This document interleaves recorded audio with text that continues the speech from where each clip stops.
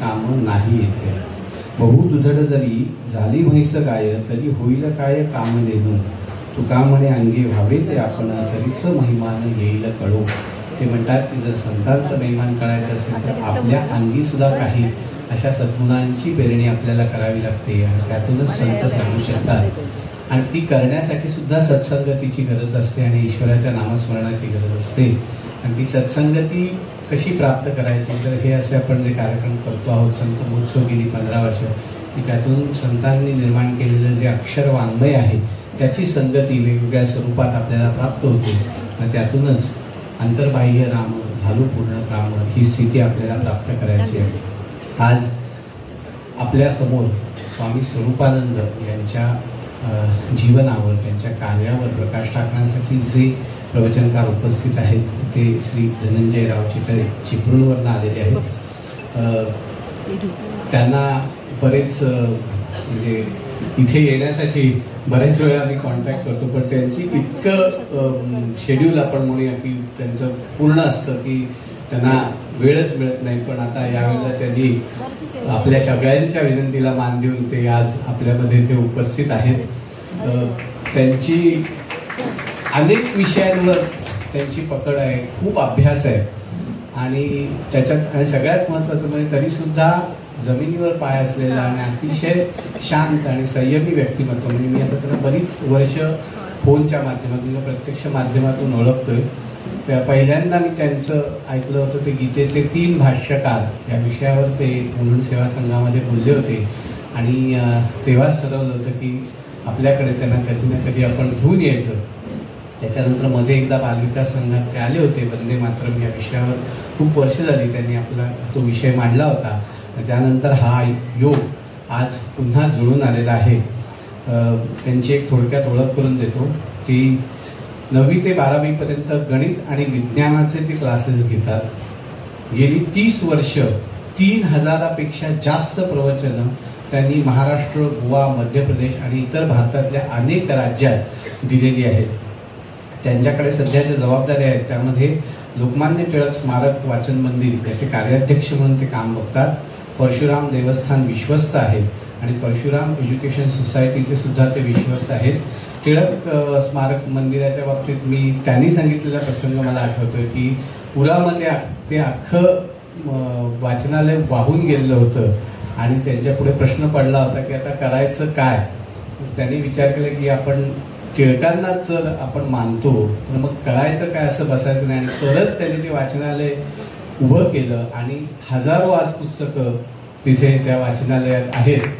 म्हणजे फक्त बोलायचं नाही तर कृतीतून सुद्धा आपल्या संतांचं आणि थोर पुरुषांचं जे कर्तृत्व आहे ते दाखवून द्यायचं. त्यानंतर त्यांचे साधक बोध आणि ओळख विष्णू सहस्रनामाची ही 2 पुस्तकं प्रकाशित आहेत. 2013 मातुश्री श्री पार्वती देवी देशपांडे संत वाङ्मय अभ्यासक पुरस्कार त्यांना प्राप्त झालेला आहे. श्री श्रीपाद सेवा मंडळाचा मुंबई मराठी ग्रंथालय ते वासंतीबाई गाडगीळ ग्रंथालय कार्यकर्ता पुरस्कार हाही त्यांना प्राप्त झालेला आहे. आणि जसं आहे की त्यांची खरी ओळख आता ज्यावेळेला ते आपल्याकडे विषय मांडतील त्यातून आपल्याला होणार आहे, तेव्हा असे अत्यंत व्यासंगी अभ्यासू असं व्यक्तिमत्व आज आपल्याला लाभलेलं आहे. तर मी आपल्या चेंबूरमधल्या स्वामी समर्थ मठाचे श्री विजयदादा यांना विनंती करतो की त्यांनी त्यांचा सत्कार करावा.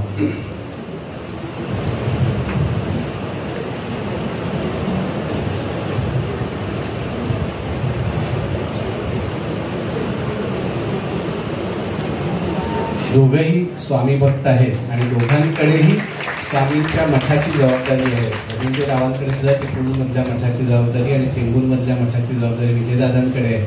म्हणून हा योग आज आम्ही जुळवून आणलेला आहे. तर यानंतर पुन्हा एकदा नेहमीची विनंती की कृपया आपले मोबाईल आपण सायलेंट मोडवर करा की त्यामुळे पुढचा कार्यक्रम चांगला राहील.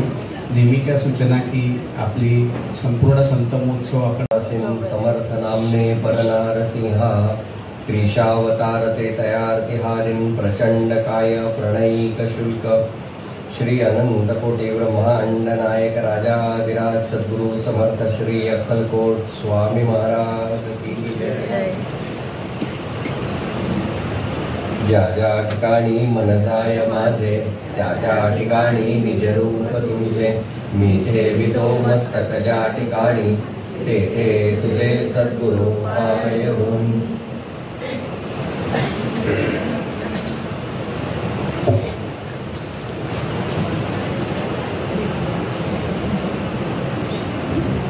काही ठिकाणी व्याख्यानांना गेल्यानंतर असं वाटतं की या ठिकाणी परत यावं. असं ठिकाण म्हणजे हे बालविकास व्यासपीठ किंवा हा कार्यक्रमाचा माहोल आहे.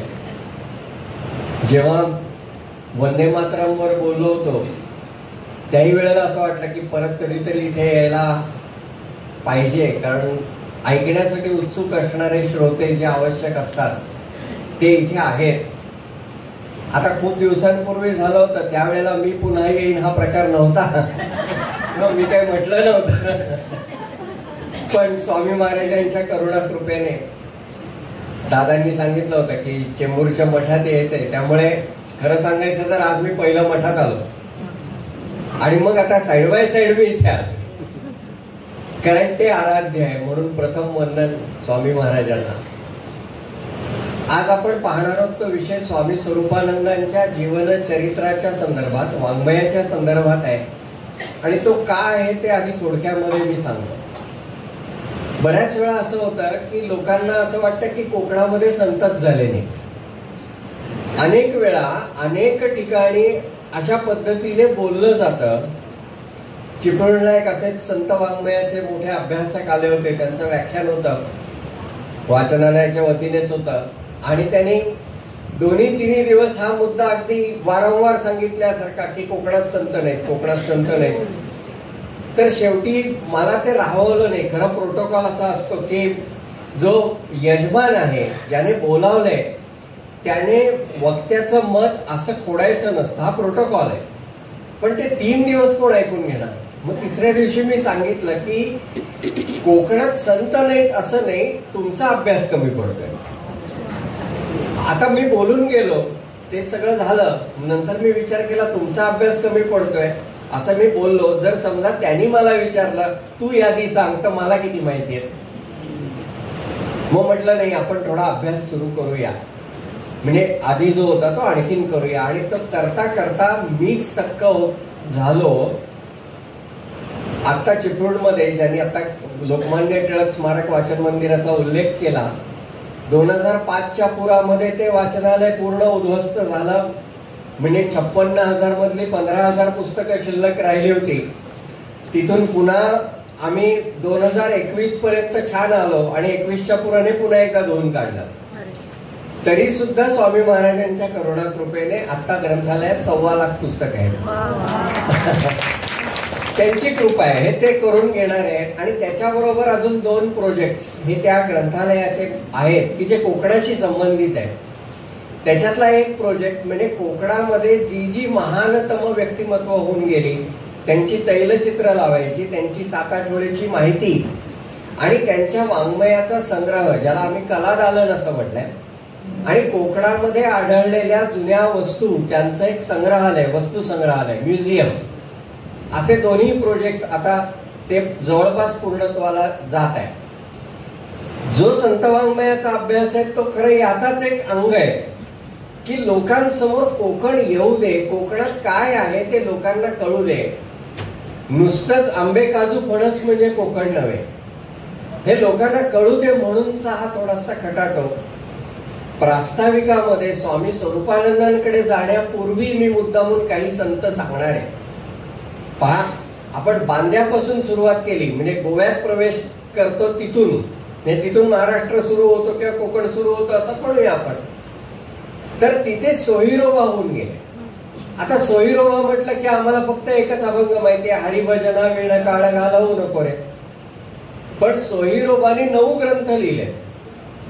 9 ग्रंथांमधले जे ओवीबद्ध ग्रंथ आहेत त्या ग्रंथातल्या ओव्यांची संख्या 16,000 पेक्षा जास्त आहे. त्यांना अभंगच पुरायचे सोयीरोबांना. आणि त्यांची बहीण ते अभंग फणसाच्या पानावर लिहून घ्यायची. त्या बाजूला त्याला खोले म्हणतात. तर त्या खोल्यांवरती म्हणजे फणसाच्या पानांवरती ती कोरून घ्यायची अभंग आणि असे बऱ्यापैकी गठ्ठा झाला की बांधून ठेवायची. ते तिने एका खोलीमध्ये ठेवलं होतं. जेव्हा पावसाचे दिवस आले, चुलीत घालायला काही नाही, तेव्हा आईला वाटलंय बहुतेक म्हणजे आपण जसं जळण साठवून ठेवतो तसं काहीतरी असावं, आणि म्हणून आईने त्याच्यातले बरेचसे जाळले सुद्धा. ते जाऊन सुद्धा आज सोयीरोबांचे 2000च्या वर अभंग उपलब्ध आहेत. प्रश्न एवढाच आहे, आम्ही वाचले किती? आम्ही सोयीरोबा म्हटलं की फक्त हरिभजना विणं काढ, बाकी किती माहिती आहे. तिथून पुढे आलो तर आपल्याला परमहंस परिव्राजकाचार्य श्रीमद वासुदेवानंद सरस्वती टेंबेस्वामी महाराज माहिती आहेत. पण ते माणगाव मध्ये असताना त्यांनी किती लेखन केलं किंवा अन्यत्र चतुर्मासामध्ये किती लेखन केलं हे विचारलं तर फार कमी माहिती आहे. करुणा त्रिपदी लोकांना माहिती आहे, घोर कष्टोद्धारण स्तोत्र माहिती आहे. त्याच्या पलीकडे जर विचारलं तर नाही बाबा, फारसा आम्हाला काही माहिती नाही. तुम्हाला आश्चर्य वाटेल, थोरल्या महाराजांनी म्हणजे टेंबेस्वामी महाराजांनी वेदांत पर लावणी पण लिहिली. पद पाहिली तर आपल्याला हे कळतं. आणि त्याच्यापेक्षा गंमत सांगतो की एखादा माणूस असतो, तो आपल्या मुलासाठी खूप काही करतो नाही का, भावासाठी सुद्धा खूप काही करतात. थोरल्या महाराजांचे बंधू, त्यांचं नाव सीताराम महाराज, ते उत्तम गायक होते किंवा त्यांना वादनाची, सतार वादनाची एक उपजत कला होती. थोरल्या महाराजांनी त्यांच्यासाठी क्लास लावला होता. मी ही गोष्ट सांगतोय 1870च्या दरम्यानची. आणि त्यावेळेला त्या गायन शिक्षकाचा महिना पगार 30 रुपये होता. आता पुन्हा 30 रुपये म्हटल्यावर पटकन क्लिक होणार नाही. आमच्याच नोटिसमध्ये जे कागद उपलब्ध आहेत त्याच्यातला एक हिशोब आहे, त्या हिशोबाचा आधार घेऊन सांगतो म्हणजे 30 रुपयाची किंमत कळेल.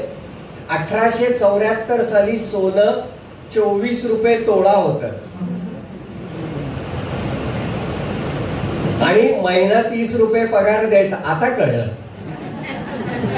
कारण ते त्याला तुलना करायला मिळालं की आपल्या लक्षात येतं. आपण म्हणतो मी माझ्या मुलाच्या कलेचा विकास करण्यासाठी वाटेल ते करीन, इतकं करू का आपण?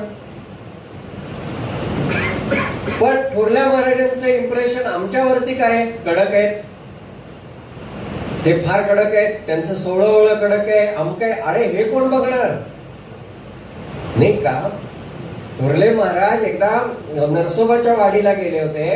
त्यावेळेला तिथल्या एका गरीब बाईला असं वाटत होतं की त्यांचं भोजन झाल्यानंतर तिथे उष्टशेण करण्याची सेवा आपल्याला मिळावी. पण गावातल्या अनेक प्रतिष्ठित स्त्रियांनी नंबर लावले होते, आज तू उद्या मी वगैरे वगैरे. ही एकदम गरीब, हिचा कुठे नंबर लागणार? ती बिचारी कोपऱ्यात उभी राहायची आणि मनोमन प्रार्थना करायची, महाराज मला सेवा हवी आहे. एक दिवस महाराज चालले होते आणि जाता जाता त्यांनी त्या बाई समोर आले आणि असा हात झटकला, खरकटा हात होता तो झटकला. तर हाताला लागलेलं एक शीत जमिनीवरती पडलं. महाराज थांबले आणि त्या बाईंकडे वळून म्हणाले, माझं एक काम कराल का? त्या म्हणाले, काय करू? हे शीत उचला आणि तेवढं सारवून घ्या. आता ही करुणामूर्ती नाहीये का? पण ते चरित्र वाचल्याशिवाय कळेल का? आम्ही फक्त माणगावला जन्म झाला, गरुडेश्वरला देह ठेवला, ते दत्तावतार होते, त्यांनी करुणा त्रिपदी केली, संपला विषय. ज्यांचा मी आता उल्लेख केला सीताराम महाराज, अहो केवढे अधिकारी सत्पुरुष आहेत की आज दुर्दैवाने त्यांचं चरित्र तर फार कमी जणांना माहिती आहे, फार कमी जणांना माहिती आहे. पुढच्या वेळेसाठी ते हा गमतीचा भाग. मी आत्ता नाही म्हटलेला, पुन्हा येईल.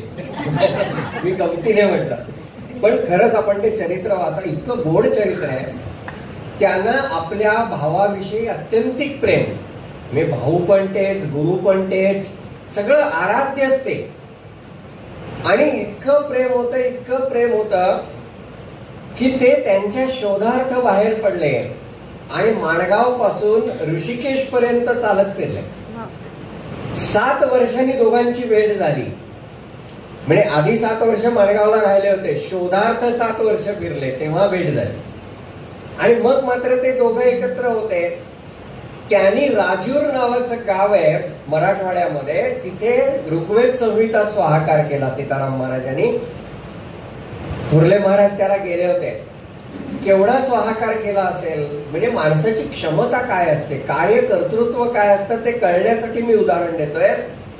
केवढा स्वाहाकार झाला असेल, तर तिथे जेवण विभागामध्ये काम करणारे रोजचे 400 स्वयंसेवक होते. 400. एक दिवस असं झालं की एका बाईचं मूल हरवलं, 4 वर्षाचं मूल हरवलं. ती कावरी बावरी झाली, सापडे ना. तिने थोरल्या महाराजांना म्हणजे वासुदेवानंद सरस्वती टेंबे स्वामी महाराजांना विचारला, मूल हरवलंय, काय करू? घाबरू नका म्हणाले, आत्ता जेवणावळ झाली ना, त्याच्या पत्रावळी टाकल्या, त्याच्या ढिगाऱ्याखाली अडकल्या. म्हणजे पत्रावळ्या किती होत्या, आता उलट गणित, जेवण किती झालं. आता एवढं सगळं मॅनेज करणारा माणूस किती मोठा असेल, नाही का? त्यांचा एकच मी क्लायमॅक्स सांगतो फक्त, की त्यांना थोरल्या महाराजांनी सांगितलं, मी तुला भेटीन आणि तुझं समाधान करीन. ते गेले पुढे प्रवासाला निघून, आणि मग त्यांनी देहच ठेवला गरुडेश्वरला. ह्याला खूप शोक झाला की माझा भाऊ मला फसवून गेला, माझे गुरु मला फसवून गेले. मग पुढे स्वामी महाराजांनी प्रत्यक्ष त्यांना दर्शन दिलं. टेंबे स्वामी महाराजांनी त्यांचं समाधान केलं आणि सांगितलं, तू सांगशील ते बरोबर होईल. पुढे हेमराज मारवाडी म्हणून एक स्वामींचा भक्त होता. तो खूप आजारी होता. या सीताराम महाराज त्यांना भेटायला गेले तर तो म्हणाला, जेवढी गुरूंची सेवा व्हायला हवी तेवढी माझ्याकडून झाली नाही, याचं दुःख होत आहे. सीताराम महाराज म्हणाले, जर आयुष्य वाढवून मिळालं तर खरंच सेवा करशील का? ते म्हणाले, नक्की करीन, शब्द देतो. सीताराम महाराजांनी आपल्या हातावरनं उदक सोडलं, म्हणाले, माझं 16 वर्षाचं आयुष्य शिल्लक आहे, आज तुला दिलं. त्या माणसाला खरंच पुढे 16 वर्ष आयुष्य मिळालं. दुसऱ्या दिवशी सीताराम महाराजांनी देह ठेवला. हे कोकणातले, आम्हाला कुठे माहिती. दत्तबाबांनी म्हणणारे अनेक आहेत. दत्तबाबांनी लिहिणारे रंगावधूत महाराज म्हटलं की आम्ही म्हणतो गरुडेश्वरच्या जवळ नारेश्वर, तिथले ते. पण त्यांचं मूळ नाव आहे पांडुरंग विठ्ठल वळामे. लांजा तालुक्यामध्ये देवळं नावाचं गाव आहे, तिथे त्यांचं अजूनही घर आहे. आता त्या घराचं देऊळ केलंय, निमठ केलाय. महाराजांची मूर्ती, महाराजांच्या मातोश्रींची मूर्ती अशी तिथे स्थापनही केली. म्हणजे तेही मी इथे म्हणजे हे नाही करत की ते आमचेच आहेत, ते आमचेच आहेत, ओढून नाही सांगत. पण अहो, कोकणात असे सत्पुरुष होऊन गेले, आम्ही पाहिलं नाही ना, हा दोष आमचा आहे, हे करंटेपण आमचं आहे. ज्या स्वामीसूत महाराजांच्या परंपरेतला मठ आपल्या चेंबूरमध्ये आहे, त्या स्वामीसूत महाराजांचं गाव कुठे आहे? राजापूर तालुका. चिपळूणला ज्या गोपाळबुवा केळकरांनी मठ स्थापन केला, आता चिपळूण तर कोकणातच आहे, पण गोपाळबुवांनी जो मठ स्थापन केला त्या गोपाळबुवांचं गाव कुठे आहे? राजापूर तालुका. याच परंपरेमध्ये आणखीन एक सत्पुरुष होते ज्यांचं नाव आहे विष्णुबुवा ब्रह्मचारी. जर कोणी अक्कलकोट स्वामी महाराजांचं चरित्र किंवा बखर वाचली असेल तर त्याच्यामध्ये स्वामी महाराजांना, अक्कलकोट स्वामी महाराजांना ब्रह्म तदाकारता कशी हा प्रश्न ज्यांनी विचारला ते विष्णुबुवा. आणि मग स्वामींनी उत्तर दिलं होतं न बोलता. विष्णुबुवांना स्वप्न पडलं आणि स्वप्नामध्ये हजारो इंगळ्या त्यांच्या अंगावरती पडल्या आणि एकच चावली स्वप्नात, आणि हे ओरडत उठले. जेव्हा दुसऱ्या दिवशी पुन्हा यांनी विचारलं विष्णुबुवांनी ब्रह्म तदाकारता कशी, स्वामींनी एक खास शिवी घासडली आणि म्हणाले, स्वप्नात विंचू चावलं तर ओरडत उठतोस, मी ब्रह्म तदाकारताची गोष्टी कशाला करतोस? ते विष्णुबुवा ज्यांनी मिशनऱ्यांबरोबर वाद घातला. 7-7, 8-8 मिशनरी समोर बसलेले असायचे आणि वाद त्यांचा जो चालायचा ना तो हॉलमध्ये नव्हता, कारण हॉल पुरतच नव्हता, गिरगावच्या चौपाटीवर व्हायचा. आणि हे वादाचं सेशन किती दिवस झालं? 1, 2, 3, 50 दिवस. 50 दिवस त्या माणसाने वाद घातला. काय अभ्यास असेल कल्पना करा. आपण 9 ग्रंथ त्यांचे प्रसिद्ध आहेत. तुम्हाला एकच गंमत त्याच्यातली सांगतो, कारण स्वरूपानंद हा मुख्य विषय आहे म्हणून मला ते सगळे थोडक्यातच सांगत पुढे जायचं. एकच गंमत फक्त सांगतो. 1856-57 सालचं पुस्तक असेल विष्णुबुवांचं, राज्य शासनावरती पुस्तक आहे, राज्य कसं करावं. आणि त्याच्यात ते असं म्हणतात की राज्यकर्त्याला आपल्या प्रजेची सगळी माहिती हवी. सगळी हवी म्हणजे काय काय हवं, तर त्याच्या हाताच्या ठश्यांपासून डोळ्याच्या बाहुलीच्या रंगापर्यंत सगळं, तो कुठे जातो काय करतो तिथपासून सगळं आपल्याला माहित पाहिजे. राज्यकर्त्याने आपल्या नागरिकांचं, प्रजेचं अशा माहितीचं संकलन केलं पाहिजे. काळ सांगितला 1856-57. आता आधारला काय वेगळं असतं का हो? आधारला काय वेगळं करतो आपण? 150 वर्षापूर्वी तो माणूस ते सांगून गेले, आज ते अंमलात येते. हे आता विष्णुबुवांच्या जयंतीचं 200वं वर्ष सुरू आहे. आता मी चिपळूण येता येता मुद्दामून शिरवली, माणगावच्या जवळ गाव आहे, तिथे जाऊन त्यांचं जे स्थान आहे तिथे दर्शन घेऊन पुढे आलो. पण सांगायला वाईट वाटतं की जेवढं स्टेज आहे ना एवढंच ते स्थान आहे आणि कमरे इतकीच भिंत आहे आणि वरती पत्र आहे. मी कुठलीही अतिशयोक्ती करत नाही. स्वामी विवेकानंदांनी जे कार्य 1892ला केलं शिकागो आणि परदेशामध्ये, त्या विचारांची जर कोणी पायाभरणी केली असेल तर ती विष्णुबुवांनी केली आहे, जे अक्कलकोट स्वामी महाराजांच्या परंपरेत, जे कोकणातले आहेत पण पुन्हा आम्हाला माहिती नाही. आपण जे आता संत हे संमेलन करतो किंवा या संतांचे विचार व्याख्यानं आयोजित करतो, त्याचं मुख्य प्रयोजन हेच आहे की एका तासात सगळा संत कळणं शक्यच नाही. कारण मुळामध्ये असं आहे की संतांचं चरित्र हे जेवढं दिसतं त्याच्या कैक पट असतं. पुढे माझं मत नाहीये, हे ब्रह्मचैतन्य गोंदवलेकर महाराजांचं मत आहे. महाराजांकडे एक माणूस होता, त्याचं नाव भाऊसाहेब फॉरेस्ट. मी फॉरेस्ट डिपार्टमेंटला काम करायचं म्हणून फॉरेस्ट, अनेक भाऊसाहेब झाले की ओळखायचं कसं ना, मग फॉरेस्ट डिपार्टमेंटचे भाऊसाहेब फॉरेस्ट, ते सगळं नोटिंग करायचं, चरित्र लिहायचं झालं तर काय म्हणून. महाराजांना त्यांनी सांगितलं, महाराज म्हणाले बघू जरा काय केलं ते. त्याने कौतुकाने वही दिली, त्याने असं असं केलं आणि टारकन फाडून टाकले. म्हणाले महाराज हे काय केलं? महाराजांचं वाक्य फार महत्वाचं आहे. महाराज म्हणाले संतांचा चरित्रकार जन्मावा लागतो. जो नामात रंगला त्याला संतांचं चरित्र कळतं. कारण संतांचं चरित्र बहिरंगापेक्षा अंतरंगात जास्त कळतं. म्हणजे आपण पाहणार आहोत ती आउटलाईन पाहणार आहोत, लौकिक चरित्र पाहणार आहोत. अंतरंग पाहायचं असेल तर साधन, तर उपासना. म्हणून उपासनेला प्रेरणा देणारी चरित्र ती संत चरित्र. स्वामी स्वरूपानंदांनी संतांची लक्षणं पण सांगितली. आणिकांचे दुःख देखोनिया डोळा येत असे कळवळा तोची संत, की ज्याला इतरांचं दुःख पाहिल्यानंतर कळवळून जायला होतं तो संत. जे का रंजले गांजले, वेगळं काय तेच आहे की त्या लोकांना जो आपलं म्हणतो तोची साधू ओळखावा, देव तेथेची जाणावा. स्वामी स्वरूपानंदाने तेच सांगितलं की तो कसा आहे, तो नुसता संत नाही, संत तो महंत. स्वामी म्हणे तो संत आहे आणि तो महंत आहे. संत स्वतः आचरण करतात, महंत स्वतः आचरण करून दुसऱ्यांच्या डोक्यावर बसून करायला लावतात. जे समर्थ संप्रदायाचं वैशिष्ट्य आहे, महंते महंत करावे, तू कर, केलंच पाहिजे हे सांगणारे ते महंत.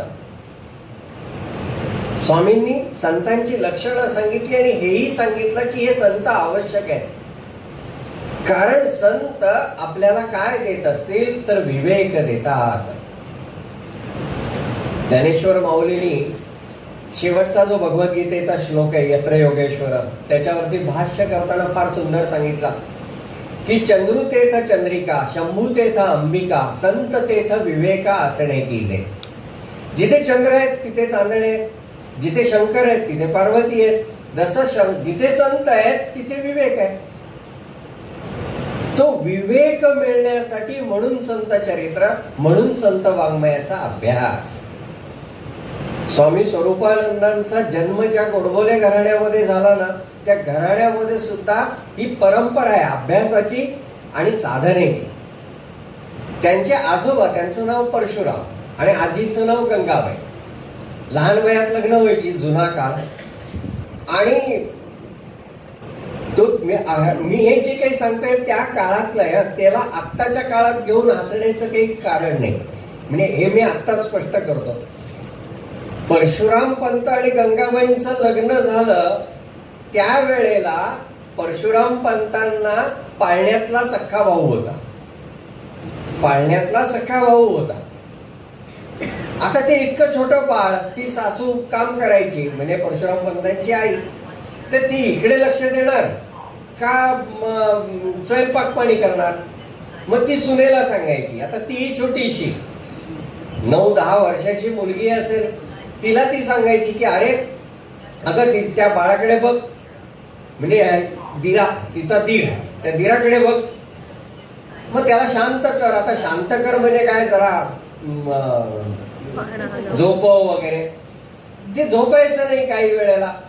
मग त्यावेळची पद्धत अशी होती की असं मूल जर झोपत नसेल तर त्याला थोडीशी आपू पाजायची. ते चाटवलं की गुंगीत ते झोपायचे. आता गंमत अशी आहे की आपू पाजायची म्हणजे ती किती प्रमाणात पाजायची. आपू काय चांगलं द्रव्य नव्हे. आणि ते 9-10 वर्षाच्या मुलीला कळेल का. सासूने सांगितलं आपू पाज. तिने काय 2 वर्षे जास्त घेतले असतील काय माहिती. ते मूल गेलं. आणि गेल्यानंतर मग ही सासू त्या सुनेला म्हणजे त्या गंगूबाईला म्हणते की तुझ्या नवऱ्याच्या पुढच्या याच्यामध्ये अडथळा नको म्हणून दिराला आत्ताच मारून टाकलंस. म्हणजे इस्टेटीत भागीदारी नको. आता काय त्या बिचारीला इस्टेट काय आणि काय काय. ती स्वाभिमानी होती. तिचं माहेर सुद्धा पावसमध्येच होतं. पण ती माहेरी गेली नाही. ती म्हणाली मी जर निर्दोष असेल तर देवानी सिद्ध करावं मी निर्दोष आहे. त्या काळामध्ये ही गंगाबाई 9-10 वर्षाची मुलगी तिथून चालत नरसोबाच्या वाडीला गेली. तिथे जे सत्पुरुष भेटले त्यांच्या सांगण्याप्रमाणे तिने तिथल्या वृक्षाला, औदुंबराला प्रदक्षिणा घालणं वगैरे व्रत सुरू केलं. इकडे या परशुराम पंतांचं दुसरं लग्न झालं. त्या लग्न झाल्यानंतर काही काळाने ती दुसरी बायको गेली. बायको वारल्यानंतर मग यांनाही आतलं कुठेतरी टोचत होतं की त्या बिचारीवरती अन्याय झालाय. पण आईबाबांसमोर काय बोलायचं, ते काही बोलू शकत नव्हते. एक दिवस त्या परशुराम पंतांना दृष्टांत झाला, तुझी पहिली बायको निर्दोष आहे. नावाप्रमाणे गंगाबाई गंगेसारखी पवित्र आहे. तेव्हा तिला परत घेऊन ये आणि तिच्या बरोबर संसार कर. एका संन्याशाने स्वप्नात येऊन हे सांगितलं. कुठे आहे तेही सांगितलं. हे आले नरसोबाच्या वाडीला. आले आणि देवांचं दर्शन घेताना प्रदक्षिणा घालणाऱ्या बाईला बघितल्या क्षणी ओळखलं हीच ती. तिला भेटले आणि सांगितलं की असा असा दृष्टांत झालाय, घरी चल. तिने सांगितलं हे पहा दृष्टांत तुम्हाला झालाय, मला काही देवाने घरी जा सांगितलं नाही. तेव्हा मी येऊ शकत नाही. देवाने मला सांगावं कारण मी निर्दोष आहे हे त्यांनी देवाने मला सांगायला पाहिजे ना. मग दोघांच्या बोलण्यातलं असं झालं की ठीक आहे, तू ज्या स्वामींना मानते, ज्या स्वामींनी तुला हे करायला सांगितलं त्यांच्याकडे चल, ते काय ते सांगतील. ती म्हणाली ठीक आहे. मी 2 जण त्या स्वामींकडे आले आणि त्यांना पाहिल्या क्षणी परशुराम पंतांच्या लक्षात आलं स्वप्नात आलेली विभूती हीच. तर त्यांनीही सांगितलं की हिला घेऊन घरी जा आणि आता दोघांनी सुखाने संसार करा. तुमचा संसार पुढे चांगला होईलच, पण तुमच्या घराण्यामध्ये घराण्याचा उद्धार करणारा एक महात्मा जन्माला येईल. आणि त्या आशीर्वादाने जन्माला आलेला महात्मा म्हणजे स्वामी स्वरूपानंद. स्वामी स्वरूपानंदांचे वडील सुद्धा, त्यांचं नाव विष्णू, आईचं नाव रुक्मिणी रखमाबाई. तर हे जे विष्णू पंत होते हे सुद्धा चांगले उपासक होते, चांगले भक्त होते. दिवसभराची कार्य करत असताना अखंड विष्णू सहस्रनामाचा पाठ त्यांचा चालू असायचा. विष्णू सहस्रनाम हे अतिशय श्रेष्ठ असं स्तोत्र आहे. नुसतं स्तोत्र नाही, ते मंत्रच आहे. वामनराज प्रकाशांचं विष्णू सहस्रनाम रहस्य नावाचं पुस्तक आहे. परमपूज्य सद्गुरू शिरीषदादांचं. मुद्दामून वाचा, अभ्यासा, म्हणजे कळेल त्याच्यात काय आहे. नाम एकच दिसलं तरी अर्थ अनेक होतात एकाच नामाचे. त्यामुळे नामाची पुनरावृत्ती झाली तरी ते नाम वेगळं असतं. उदाहरणार्थ माधव, मा म्हणजे लक्ष्मी, धव म्हणजे नवरा, लक्ष्मीचा नवरा एक नाव. त्याच्यानंतर मधुविद्येने जाणता येणारा तो माधव. मधुकैटभ हे जे राक्षस आहेत त्यांना मारणारा, म्हणजे अर्थ बदलले की नाही प्रत्येक ठिकाणी. मग 3 वेळा माधवाला तर 3 नावं वेगळी झाली, कारण तिन्हीचे अर्थ वेगळे. या पद्धती. तर हे विष्णू सहस्रनाम ते विष्णू पंत अखंड म्हणत असतात. अखंड पाठ चालायचा. आणि या सगळ्याचा परिणाम म्हणजे स्वामी स्वरूपानंदांचा जन्म. यांचा जन्म 1903 सालचा आहे. तारीख सांगायची झाली तर 15 डिसेंबर 1903. आणि त्यांनी देह ठेवला 15 ऑगस्ट 1974 ला. म्हणजे साधारण पाहिलं तर 71 वर्षाचं आयुष्य आहे स्वामींचं. आणि या आयुष्यामध्ये त्यांनी जे काही केलंय ते थक्क करण्यासारखं आहे. मुळामध्ये पावस सारख्या छोट्या खेडेगावात राहत असताना असलेली एक वेगळी दृष्टी. जसं आज मी शिरवलीतनं येताना माझ्या बरोबर राजूदादा माझा भाऊ आहे, त्यालाही मी म्हटलं एवढ्याशा खेडेगावात राहून काळाच्या इतक्या पुढचा विचार करायचा काय अफाट आहे.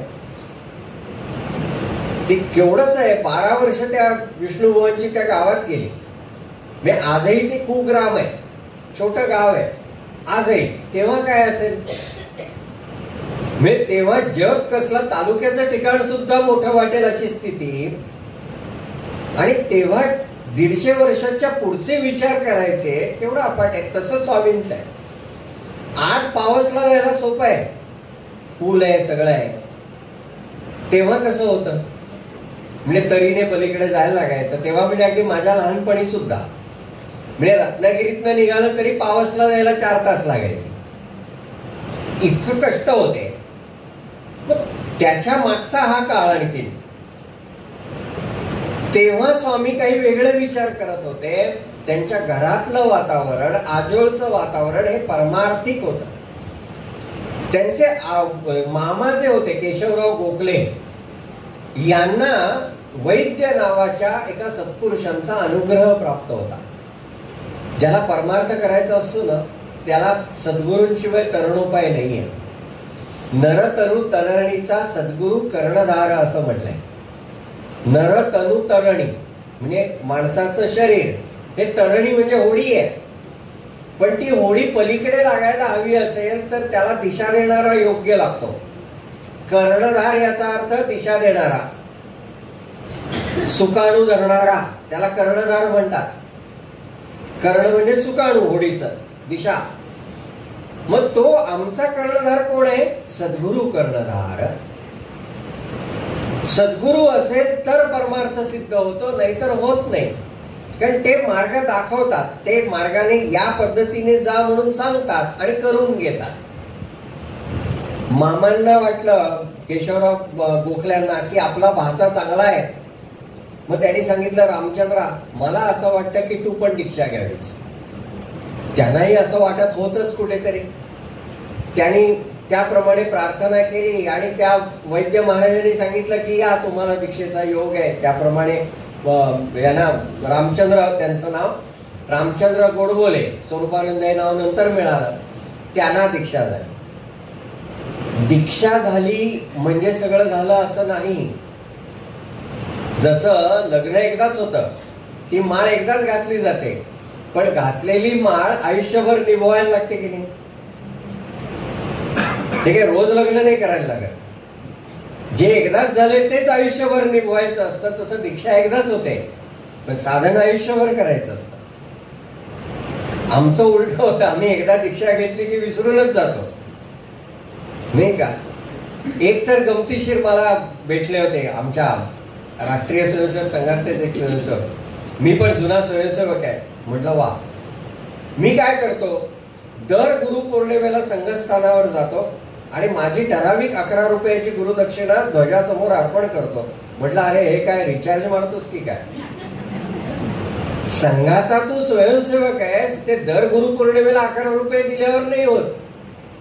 तू रोज काम केलंस तर, निदान रोज घरात उभं राहून प्रार्थना म्हण तर तू म्हण मी स्वयंसेवक आहे, नाही तर तुला अधिकार नाही तो.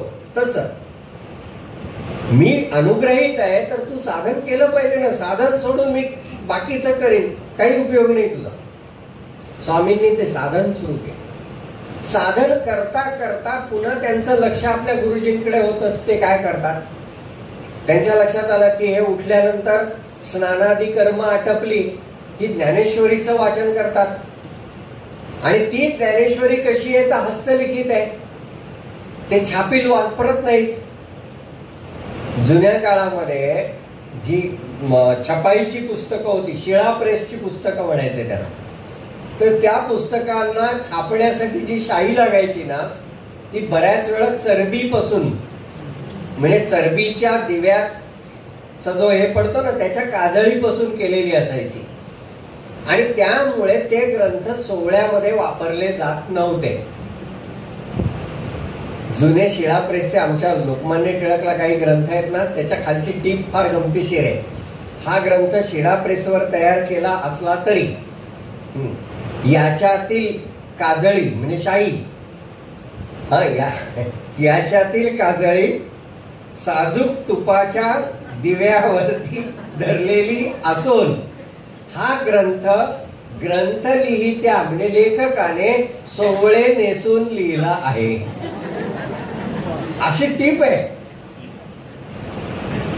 इतकं पावित्र्य तेव्हा पाळलं जात होतं. अशा पद्धतीने ते ग्रंथ करायचे. हे तर छापील वाचताय, लिखित वाचतायत, वाचून वाचून ते जीर्ण झाले ज्ञानेश्वरी. स्वामींच्या लक्षात आलं. मग स्वामींनी ठरवलं आपण आपल्या गुरुजींना आता नीट चांगली ज्ञानेश्वरी लिहून दिली पाहिजे. लक्षात घ्या, गुरूंनी सांगितलेलं आपण केलं तर त्याला आज्ञापालन म्हणतात, ती सेवा होत नाही. सेवा कधी होते, न सांगता केलं तर सेवा. सांगून केलं तर काय गंमत आहे, नाही का. सांगून केलं तर काय गंमत आहे. एखादा पाहुणा आला आपल्या घरामध्ये येऊन बसला आणि त्याने सांगितलं मला थोडं पाणी मिळेल का, मग आम्ही पाणी नेऊन दिलं. हे कसलं आतिथ्य. त्याने मागितलं म्हणून दिलं, याला आतिथ्य नाही म्हणत. तो आल्यावर तो ओळखीचा आहे का अनोळखी आहे न विचारता काका पाणी हवंय का, हे आतिथ्य. न विचारता त्याला सेवा म्हणतात, नाही तर ते आज्ञापालन होतं.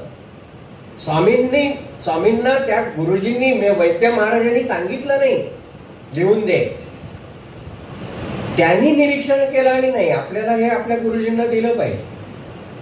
मग दिलं पाहिजे तर नीट लिहिलं पाहिजे, कारण त्यांचं वयही मोठं आहे. त्यांना नीट वाचता आलं पाहिजे, त्यांना नीट वाचता आलं पाहिजे, अक्षर व्यवस्थित पाहिजे. बरं अति बडबटीत पण नको.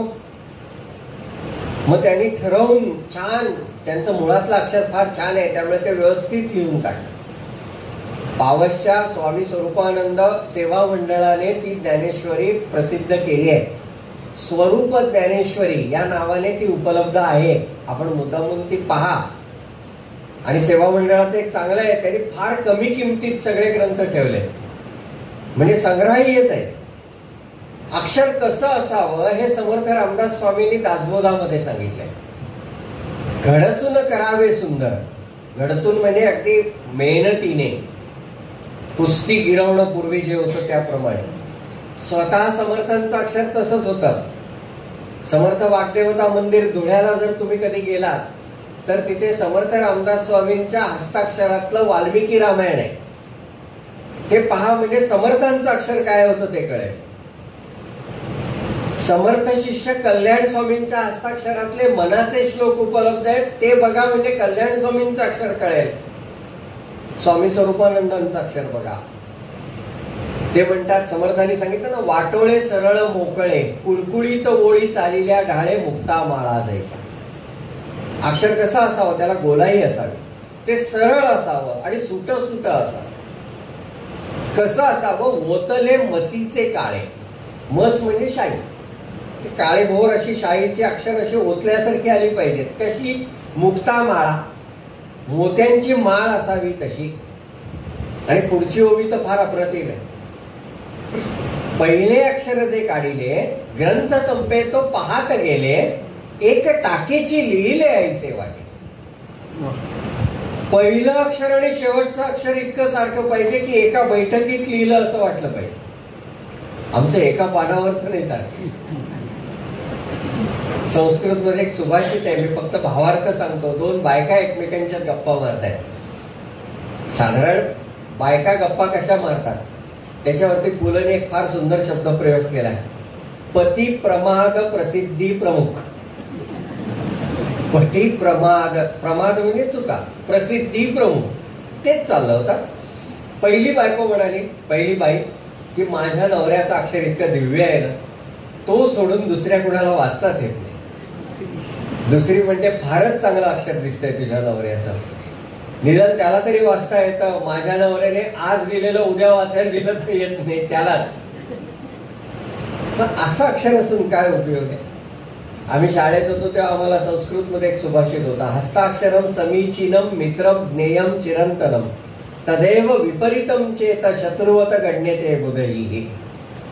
की ते चांगलं असेल तर ते ज्याचं आहे त्या शहाण्या माणसाला ते मित्रासारखं वाटतं, विपरीत म्हणजे वाईट असेल तर ते त्याला शत्रुवत वाटतं. स्वामींचं अक्षर फार सुंदर आहे. त्यांनी तशी ज्ञानेश्वरी लिहिली, बरं नुसती लिहिली नाही, त्यांनी विचार किती केला असेल की मी ज्ञानेश्वरी लिहितोय बरोबर, पण एखाद दिवशी आळस आला तर.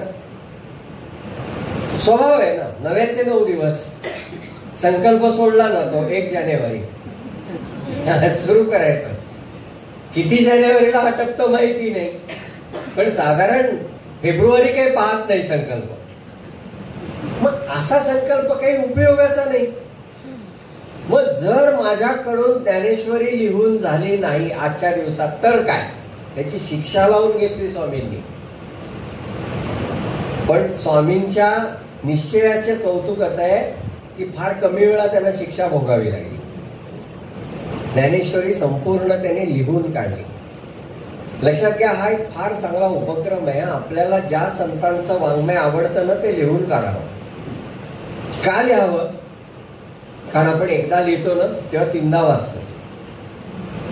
पहिल्यांदा बघतो काय आहे, मग लिहिताना अक्षर आपण ते शब्द लिहितोय तो वरचा आणि खालचा आहे की नाही बघतो, आणि लिहून झाल्यावर परत एकदा नजर टाकतो. म्हणजे एक ओवी आपोआपच 3 वेळा वाचत होते ना. कोल्हापूरला एक थावरे नावाच्या काकू होत्या, त्यांनी ज्ञानेश्वरीचं एकच पारायण केलं. एकच पारायण कसं केलं तर आंघोळ झाल्यानंतर देवांच्या समोर एक पाठ ठेवायचा, त्या पाटावरती रांगोळीने ज्ञानेश्वरीतली एक ओवी लिहायची. त्या ओवीची ज्ञानेश्वर माऊली समजून पंचोपचारे पूजा करायची.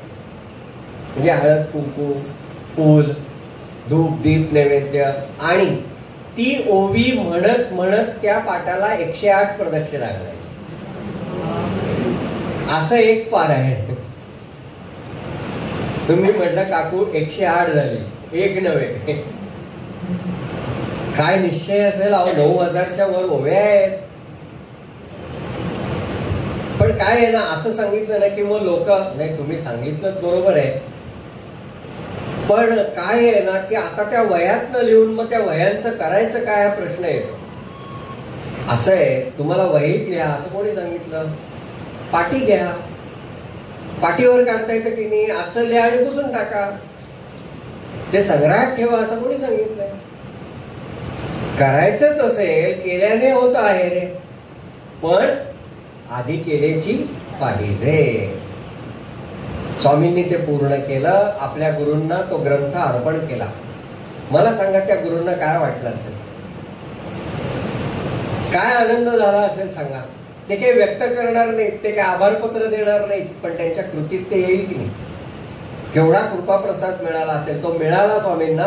पुढे सांगेन तो. पुढे काही दिवसांनी, साधारण 1930च्या दरम्यानची गोष्ट मी सांगतोय आता, की स्वामींचे गुरु ते जिन्यावरनं घसरून पडले आणि कमरेमध्ये वगैरे जरा इजा झाली. स्वामींनी त्या गुरूंची ते अंथरुणावर असताना सगळी सेवा केली. सगळी सेवा केली म्हणजे केवळ ग्रंथ लेखनाची सेवा नाही, शारीरिक सेवा पण केली. आणि हे करताना ते गुरु काय म्हणाले, आजारपण सुद्धा चांगलं असतं, आजारपणामध्ये सुद्धा सतत अनुसंधान ठेवता येतं. हेही वाक्य लक्षात ठेवा. आणि मगाशी मी सांगितलं तेही वाक्य लक्षात ठेवा. गुरु प्रसन्न झाल्याची खूण मिळते. हे पुढे स्वामींच्या कथाभागात येणार आहे, म्हणून हे लक्षात ठेवा. संदर्भ नंतर जोडतो मी. स्वामींनी हे सगळं चालू असताना देशकार्याकडे पण लक्ष दिलं होतं, कारण तो देशाच्या स्वातंत्र्यासाठी लढा चालवण्याचा काळ होता. स्वामी स्वरूपानंदांवरती लहानपणापासून लोकमान्य टिळकांचा मोठा प्रभाव होता. आणि टिळकांनी जी चतुसूत्री दिली, स्वदेशी, स्वभाषा, परकीय मालावर बहिष्कार, स्वदेशी मालाचा अंगीकार वगैरे जे काही 4 गोष्टी त्यांनी सांगितल्या, ते सगळं ते करत होते. राष्ट्रीय शिक्षण त्या 4 मध्येच आहे. स्वामी स्वरूपानंदांनी मुंबई पुण्यातलं आपलं काम पूर्ण झाल्यावर पावसला राष्ट्रीय शाळा सुरू केली. आणि त्या राष्ट्रीय शाळेमध्ये मुलांना त्यांनी देशाच्या संदर्भाने शिकवायला सुरुवात केली. केवढं मोठं कार्य असेल. लक्षात घ्या, संत हे केवळ त्यावेळेला जपमाळा करून, त्यावेळेला असं नाही, आता सुद्धा, की केवळ माळा घेऊन जप करत होते, फक्त परमार्थ करत होते असं नाही. जेव्हा गरज पडली तेव्हा समाज प्रबोधन आणि देशसेवा सुद्धा करत होते. गरज पडेल तेव्हा. पहिलं काय, समर्थ सांगतात तसं, पहिले ते हरिकथा निरूपण, गरज पडली तर दुसरे ते राजकारण, म्हणजे पॉलिटिक्स नव्हे आत्ताच्या काळात. हे समर्थांनी करायला नाही सांगितलं. समाज परमार्थाच्या अनुकूल तयार करणं म्हणजे राजकारण. आणि तिसरे ते सावधपण सर्वविषयी. ते सगळ्या संतांनी केलं, स्वामी स्वरूपानंदांनी पण केलं. कोकणातले उत्सव जर तुम्ही पाहिले तर त्या उत्सवामध्ये भजनं असतात. मी तुम्हाला अनेक गावातली पारंपरिक भजनं अशी दाखवेन की ज्याच्यामध्ये भारत मातेची भजनं आहेत, लोकमान्य टिळकांची भजनं आहेत. म्हणजे एक प्रकारे उत्सव करता करता सुद्धा कोणती ज्योत लावली जाते नाही का. आजही कोकणामध्ये घरोघर जाऊन, गणपतीच्या वेळेला घरोघर जाऊन आरत्या करण्याची प्रथा आहे. आमच्या भागामध्ये आम्ही आजही रोज ज्या काही आरत्या कॉमन म्हणतो, म्हणजे बाकी वेगवेगळ्या असतात, आज ही वेगळी म्हटली, उद्या ती नाही म्हणायची, उद्या दुसरी म्हणायची, असं असतं. पण काही आरत्या आम्ही प्रत्येक घरी म्हणतो, रोज म्हणतो. त्याच्यात एक भगवान परशुरामांची आरती असते, कारण कोकण भूमी निर्माते आहे. एक छत्रपती शिवाजी महाराजांची आरती असते आणि एक लोकमान्य टिळकांची आरती असते. आता हे मी माझ्या लहानपणापासून म्हणतोय, म्हणजे माझ्या आधी कोणीतरी म्हणत होतं ना. हे संस्कार नाहीत का?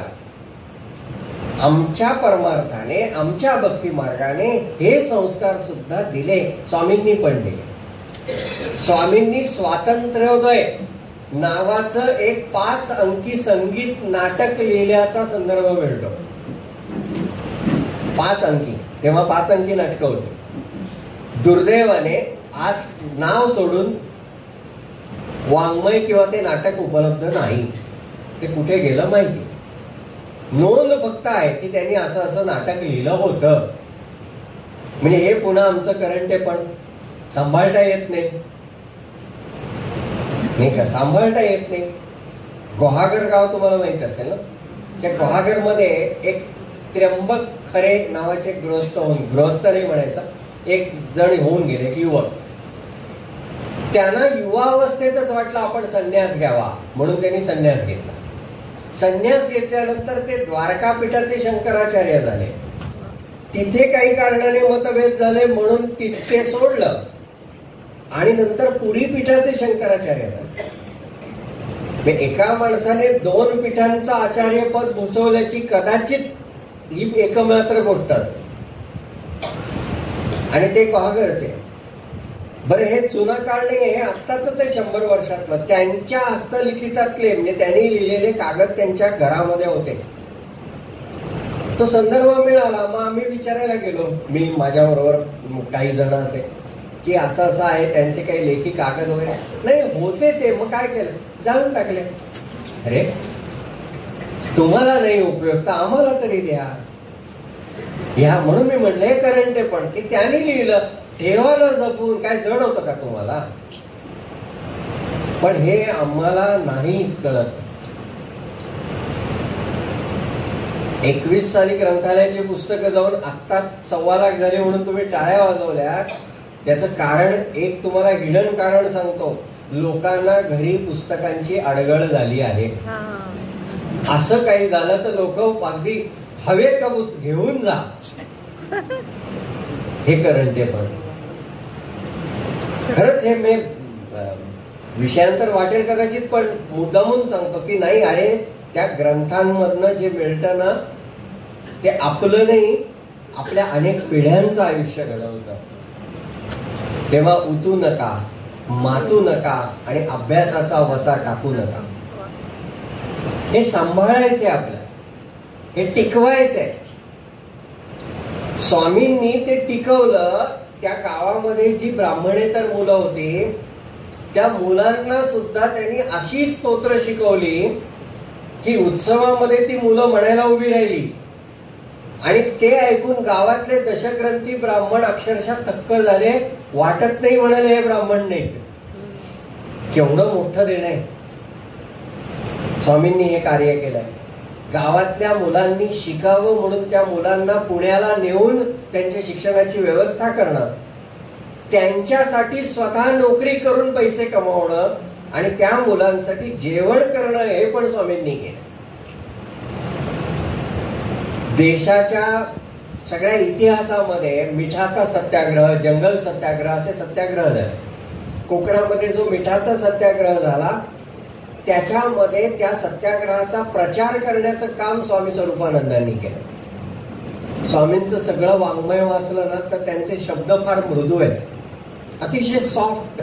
म्हणजे काय पण रसगुल्ला किंवा कसा असतं ना, मऊ पण आणि गोड पण आहे. मितले आणि रसाळ माऊलींच्या भाषेत, साच आणि मवाळ, मितले आणि रसाळ, शब्द जैसे कल्लोळ अमृताचे. तसे स्वामींचे पण शब्द आहेत. पण ती जी भाषणं होती ना सत्याग्रहाच्या प्रचाराची, ती कशी होती? त्यांच्या चरित्रकाराने लिहिले स्वामींचे भाषण घणाघाती होती. कारण त्याची गरज ती होती ना. तिथे सॉफ्ट नाही चालणार, तिथे कडकडीत पाहिजे. धटासी व्हावे धट, उद्धटासी तो उद्धट, कटनटासी कटनट, अगत्य करी. ते तिथे तसं पाहिजे. ते केलं. 3 वेळा स्वामींना कारावास झालाय. रत्नागिरीमध्ये एकदा त्यांना गावात बंदी घातली, मग रत्नागिरीत 4 दिवस ठेवलं, तरी त्यांनी सत्याग्रह केला, मग येरवड्यात टाकलं. हे सगळं स्वामींनी सोसलं. पुढे असं झालं की स्वामी एकदम आजारी पडले आणि ती मृत्यूची भीती तिची एकदम आली. तिथे स्वामींच्या आयुष्याला टर्निंग पॉइंट मिळाला. साधन तर चालूच होतं, साधन थांबलं नव्हतं. हे सगळं करत असताना त्यांची उपासना जी गुरूंनी सांगितलेली आहे ती चालूच होती. पण आपण आता मरणार हे जे आतून आलं त्यांनी ते बाहेरचं सगळं गळून पडलं आणि मग फक्त साधन सुरू झालं. 6 महिने स्वामी अंथरुणावर खेळून होते. भूक तर कधी कधी अशी लागायची की आत्ता भात संपवून ताटली बाजूला ठेवली, हात धुतायत तोपर्यंत वहिनीला सांगायचे भूक लागली खायला दे. इतकी भूक लागायची कधी कधी. तरी सुद्धा ते साक्षीत्वाने ते साधन करत होते आणि ते करत असताना साकी वृत्तामध्ये त्यांना काही रचना स्फुरत होत्या. त्यांनी अंथरुणाच्या कडेला छोटे कागद ठेवले होते, त्याच्यावरती त्या ह्या लिहायच्या. 162 साक्या आहेत त्या, आणि त्या सगळ्या साक्या अमृतधारा या नावाने एकत्र केल्या. खरंच अमृताची धारा आहे ती, पावसाची असते तशी अमृताची. आणि काय गोड आहे तो. ध्येय असावे सुदूर कीजे कधी न हाता यावे. ध्येय कसं असावं? ध्येय असावे सुदूर, म्हणजे असं असावं की वाटेल पोचेन मी तिथपर्यंत, जरा प्रयत्न करायला पाहिजे, पण पुढे गेल्यावर कळावं नाही अजून थोडं लांबच आहे. कधी न हाता यावे, कारण मिळालं तर मग पुढे काय करणार, नाही का. ध्येय प्राप्ती झाली, आता काय करायचं, संपला विषय. तसं नाही होता का. म्हणून ध्येय असावे सुदूर कीजे कधी न हाता यावे, मात्र तयाच्या प्रकाशातही सदोदित चालावे. त्या ध्येयाच्या प्रकाशात सदोदित चालत राहिलं पाहिजे. कोण सांगते? अंथरुणावर खिळलेला रुग्ण. मग यालाच पॉझिटिव्ह थिंकिंग म्हणायचं ना. कशासाठी आम्ही इंग्रजी मधलं हे शिकतो? हे संत जर शिकले तर आम्हाला स्ट्रेस मॅनेजमेंट, नाही का, पॉझिटिव्ह थिंकिंग, कशाला कोर्स करायची गरज पडेल. तुकाराम महाराजांचा गोड अभंग आहे, त्याच्यात ते म्हणतात, मार्ग दावून गेले आधी दयानिधी संत ते. अरे ते आधीच रस्ते दाखवून गेलेत, फक्त बघायचेत आपल्याला. ते उघडा आणि बघा फक्त, तेवढंच होत नाही, बाकी सगळं होत. त्यांनी सांगितलं ते जगदंबेच्या कडे गेले स्वामी स्वरूपानंद, म्हणजे त्या अमृतधारेतल्या साखेबद्दल सांगतोय मी. आणि त्या जगदंबेला तर काय म्हणतात की मला तू भिक्षा घाल. कोणती भिक्षा घाल? भक्ती सुधेची पावन भिक्षा घाल. सुधा म्हणजे अमृत. कुठलं अमृत मागितलं? भक्तीचं अमृत. आणि ते कसं आहे? पावन.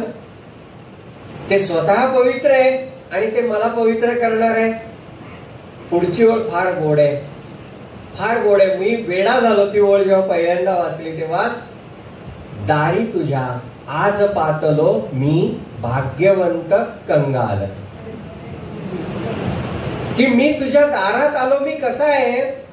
मी कंगाल आहे, माझ्याकडे नाही, माझ्याकडे भक्ती नाही, म्हणून मी तुझ्याकडे आलो, म्हणून मी भिकारी. पण कुणाच्या तरी दारात नाही गेलो, तुझ्या दारात आलो, म्हणून मी भाग्यवंत आहे, योग्य दरवाजात उभा राहिलो. 2 वाक्यात ते म्हणतात त्या परीक्षिताला 7 दिवसामध्ये मुक्त केलं, क्षणात केले मुक्त. 7 दिवस, 7 सप्तदिन, 7 दिवस झाल्यानंतर तो क्षितिपती, क्षितिपती म्हणजे राजा, क्षिती म्हणजे पृथ्वी, पृथ्वीचा राजा, पृथ्वीचा पती म्हणजे राजा परीक्षित, त्याला काय केलं तर त्याला त्या भागवत श्रवणाने मुक्त केलं. पण जगदंबे त्या परीक्षितापेक्षा मी श्रेष्ठ आहे. का श्रेष्ठ आहे? कारण तव कृपा कटाक्षे, तुझ्या कृपा कटाक्षाने तू काय केलं? क्षणात केला भक्त. त्याला मुक्त केलं, जाऊ दे, मला भक्त केला म्हणून मी श्रेष्ठ आहे. मुक्तापेक्षा भक्त श्रेष्ठ. किती सुंदर आहे. 2-2 ओळी आहेत फक्त एकेका साखीमध्ये, पण अक्षरशः ओवाळून टाकावं इतकं सुंदर. ते सगळीच 162 सगळ्या साखी जर आहेत ना, तर सगळ्या अशाच आहेत, अतिशय गोड आहे. स्वामींनी जसं हे लिहिलं तसं अभंग लिहिले. संजीवनी गाथा, जो मगाशी अभंग गायला तो त्या गाथेतलाच एक अभंग आहे. स्वामींनी इतके सुंदर अभंग लिहिले. आणि बरं किती चिंतन आहे बघा. बैसोनी विमानी आकाशी उड्डाण, करू येते जाण यंत्रयुगी. आजच्या यंत्रयुगामध्ये विमानात बसून आकाशात उड्डाण करता येतं. पाणबुडीमध्ये बसलो तर समुद्राच्या तळाशी पण जाता येतं. शास्त्रवेत्यांनी म्हणजे संशोधकांनी अनेक शोध लावलेत. स्वामींचं पुढचं जे शेवटचा चरण आहे तो फार सुंदर आहे. अंतरी सद्भाव असेल जागृत, तरी यंत्रे हित स्वामी म्हणे. जर तुमच्या अंतरामध्ये सद्भाव जागृत असेल तरच ती यंत्र हितकारक आहेत, अन्यथा ती हितकारक नाहीत. ते कर्णपिशाच असतं ना आपल्या खिशामध्ये, ते आठवलं तरी आपल्या लक्षात येईल की ते हितकारक आहे का अहितकारक आहे.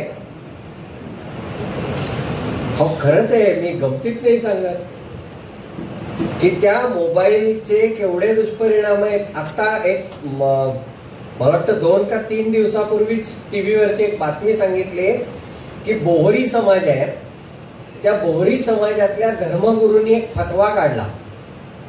बोहरी समाजातल्या काय फतवा काढलाय? आपल्या समाजातल्या 15 वर्षापर्यंतच्या मुलांनी मोबाईल वापरायचा नाही. काय छान आहे, मला आवडलं. करोनाच्या काळापासून ना हे ऑनलाईन शिक्षणाच्या निमित्ताने ते हातात गेलंय ज्या मुलांच्या, ते अभ्यासासाठीच वापरतात का बाकी काय करतात? मी एका शाळेचा विश्वस्त आहे आणि मी त्या शाळेच्या पालक सभांमध्ये किंवा शिक्षक सभांमध्ये सुद्धा सांगतो, ऑनलाईन अभ्यास बंद करा. मोबाईल आणि व्हॉट्सअपवर होमवर्क पाठवू नका. ते लोक म्हणतात प्रतिगामी आहे म्हणून, आणि हे प्रतिगामी नाहीये. काय आहे माहितीये का, तुम्ही या गोष्टींनी त्या मुलांच्या हातात ते देताय, हे वापर, होमवर्क येतो, काय नाही म्हणणार. आणि मग नंतर तक्रारी करायच्या की तो मोबाईल सोडतच नाही. का सोडेल? अंतरी सद्भाव असेल जागृत, तरी यंत्रे हित स्वामी म्हणे. सोनोग्राफी चांगल्या हेतूनेच निघालं. झालं काय? झालं काय? अल्फ्रेड नोबेलने सुरुंगाचा शोध लावला. अल्फ्रेड नोबेलने कशासाठी लावला? रस्ते चांगले करता येतील, विहिरी खणता येतील.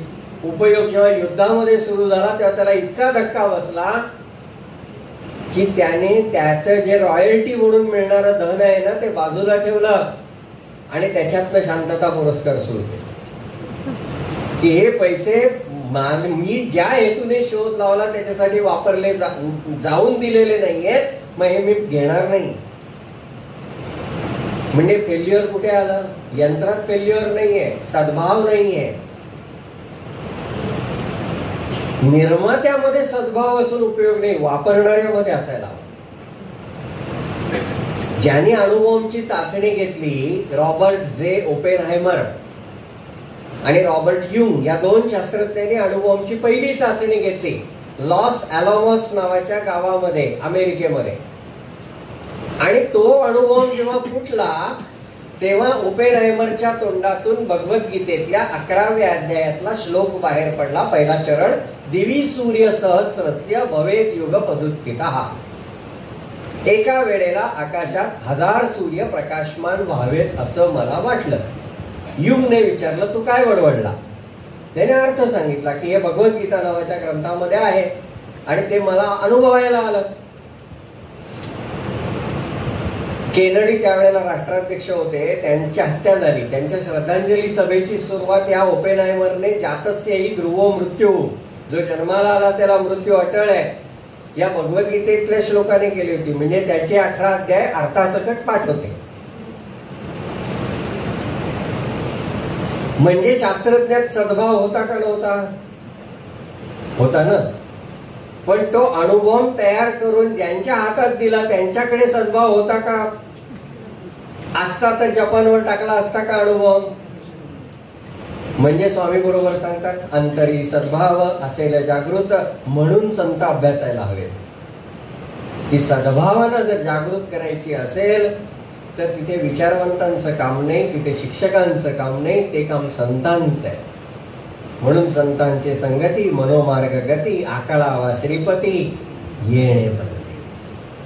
किंवा समर्थ म्हणतात ते, गती कारणे संगती सज्जनाची, मती पालटे सुमती दुर्जनाची. सज्जनांच्या संतांच्या संगतीने बुद्धी पलटेल, कुमतीची सुमती होईल. स्वामींनी हे उपदेश त्या संजीवनी गाथेत केले. मगाशी म्हटलं तसं की ते अगदी मृदू बोलणार आहे, पण जेव्हा आपलं ज्ञान, आपली विद्या, आपली कला लोकांच्या कल्याणापेक्षा अकल्याणासाठी खर्च होते, त्यांना दिसतं ना, तेव्हा त्यांच्या बोलण्याला तलवारीची धार येते. जळो ते चातुर्य, जळो त्याची कला. आपण म्हणताना जसं आग लागली वगैरे म्हणतो तसं जळो ते चातुर्य, जळो त्याची कला. इतक्या परखडपणाने ते सांगतात. मग त्यांना अपेक्षित ज्ञान कोणतं होतं? त्यांची एक अतिशय सुंदर प्रार्थना आहे, त्याच्यात ते म्हणतात, दाविते ज्ञान भानुते अज्ञान तम नाशते. कशी विद्या पाहिजे? सूर्याला सुद्धा ज्ञान दाखवेल अशी.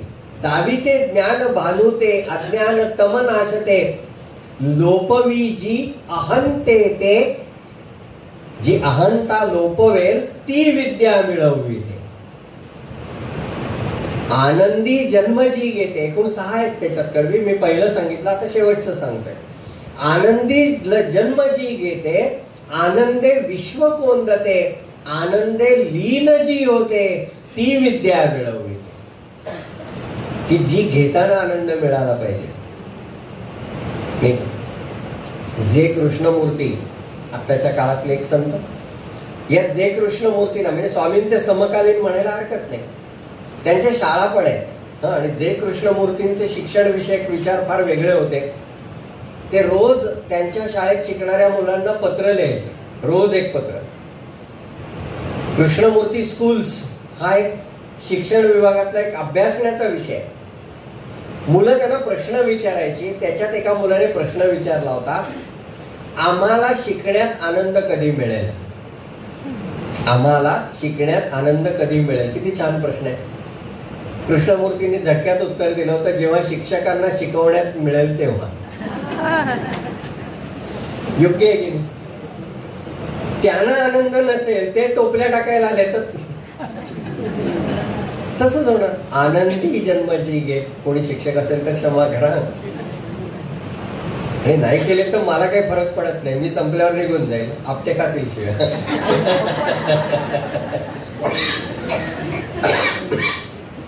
पण अहो खरंच आहे, मुले घातले रडाया असंच चाललंय सध्या. नाही असू नाही माया, तसंच चाललंय की अरे आम्ही काहीतरी देणं आहोत, आम्ही अभ्यास केला पाहिजे, हे संपत चाललंय. घरी पण आणि शाळेत पण. हे खंत आहे की खरंच असं होतं की आमच्याकडच्या चांगल्या चांगल्या गोष्टी आम्हीच वाचत नाही, मुलांपर्यंत कशा पोहोचवणार?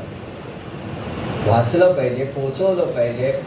आर्किमिडीज शिकवताना तो आर्किमिडीज आंघोळीला गेला, मग त्याने ते सगळे कपडे काढले, मग तो टबात बसला, मग युरेका युरेका म्हणत धावत सगळी गोष्ट सांगतात. आता मी दुसरी गोष्ट सांग. आळंदीच्या जवळ एक गाव आहे, त्या गावाच्या इथे 3 नद्यांचा संगम आहे. आणि तिथे आदिलशहातला एक सरदार, त्याचं नाव मुरार जगदेव, याने घोषणा केली की उद्या सूर्यग्रहण आहे, ग्रहण संपल्यावर मी हत्तीच्या वजना इतकं सोनं दान करेन. झालं. पंचक्रोशीत दवंडी पिटून सगळं सांगून बिंगून झालं. लोक जमली. लोकांना सोनं हवं होतं म्हणून नव्हती जमली, हत्तीचं वजन कसं करतात. आणि ती वेळ आल्यानंतर मुरार जगदेव कपाळाला हात लावून बसला, मी बोलून झालं बरोबर आहे, आता ते पूर्ण कसं करायचं. होतं असं की त्या काळामध्ये निवडणूक आणि अशा काळामध्ये घोषणा होतात, पूर्ततेची वेळ आली की पंचायत येते. तेव्हाही आत्ताही तसं झालं. म्हणून ते परमपूज्य मामासाहेब देशपांडे फार छान वाक्य सांगायचं, म्हणाले विचार करून बोलावं, बोलून विचार करू नये. मी काय बोललो आधी विचार कर. त्याने केला नव्हता, मग त्याने आपल्या सरदारांना बोलावलं, विचारलं आता मार्गदर्शन करा. एक म्हणाला कशाला एवढा विचार करायचा, तुला कुठल्या हत्तीच्या वजना इतकं सोनं द्यायचंय, या ओके घे, त्याला एक पाय तोड, पीस. बेरीज झाली की झालं. तो म्हणाला अरे हत्तीच्या वजना इतकं सोनं देऊन पुण्य मिळेल, का हत्येचं पाप? दुसरा म्हणाला, हे बघ, संकल्पाला महत्व असतं. तू संकल्प केला की नाही, हत्तीच्या वजना इतकं सोनं, अंदाज कर किती आहे बाबा, 100 किलो, एक उदाहरण सांग, 100 किलो सोनं घे, देऊन टाक, संपला विषय. कोण येते मोजायला? तो म्हणाला तसंही करायचं नाही, माझ्याकडे हत्ती पण आहे, सोनं पण आहे. तिसरा सरदार हुशार होता. तो म्हणाला, समोर नदीला पाणी आहे चांगलं, सर्वपित्री अमावस्येची गोष्ट आहे, एक मोठी होडी नदीच्या मधोमध नेऊन उभी कर, त्याच्यात हत्तीला उभं कर की ती होडी खाली जाईल. जिथपर्यंत खाली जाईल तिथे खूण कर, हत्तीला बाहेर काढ, होडी परत वर येईल. मग दुसऱ्या होड्यातनं सोनं घेऊन जा, वर आलेल्या होडीत घाल, ती होडी मगाच्या खुणेला पुडली की सोन्याचं वजन हत्तीचं वजन सारखं झालं. या हुशार सरदाराचं नाव शहाजी राजे भोसले. आता आम्ही शिवाजी सांगताना शहाजींच्या बुद्धिमत्तेची ही गोष्ट सांगतो का? कारण इतिहास शिकवणाऱ्याला आर्किमिडीज माहित नसतो आणि आर्किमिडीज शिकवणाऱ्याला इतिहासाशी देणं घेणं नसतं. तो म्हणतो आमच्या गायडात नाहीये. मी म्हणून म्हटलं की हे वाईट आहे. लक्षात घ्या, मला नुसतं कथाकथन नाही करायचं, स्वामी स्वरूपानंद कथाकथन, त्याला काही अर्थ नाही. ते चरित्र उपलब्ध आहेत, वाचा, कुठेतरी अंतर्मुख होऊया. आणि संत वाङ्मयाच्या व्याख्यानांची फलश्रुती काय असावी? वेळ छान गेला, कधी संपलं कळलंच नाही, चूक फलश्रुती. इतक्या दिवसाचा वेळ फुकट गेला याची जाणीव होऊन मी अस्वस्थ झालो. ही खरी फलश्रुती, ही खरी फलश्रुती की माझं आयुष्य मी फुकट घालवलं.